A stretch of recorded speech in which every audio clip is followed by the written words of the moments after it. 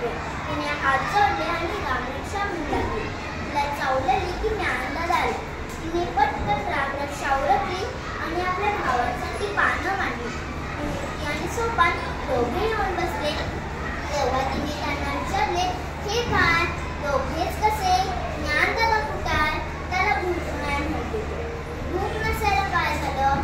हा, मीच बोलावून आणते त्याला. म्हणून ती खोपट्यात गेली. ती खोपटं म्हणजे तिच्या ज्ञानदादाची एकाच जागा. गवत रचलेल्या जागेत तो लहरी तेव्हा जाऊन बसायचा. दादाची झोळी तर इथेच दिसते.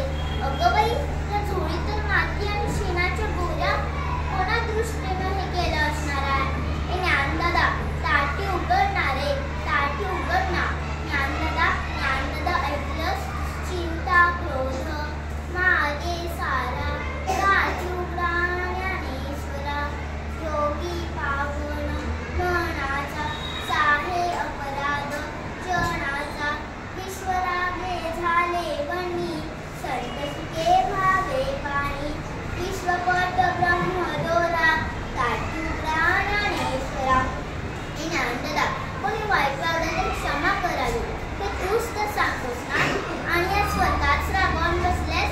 अरे या झोळीत तर माती टाकणाऱ्यांची बुद्धी तर भ्रष्ट झाली असणार आहे. म्हणून तू का कष्ट होतोस? अरे शेत उगवतं तिथे तर नसायचेच. फुले फुलतात तिथे काटे फुकायचेच. तेवढा फुलतो तिथे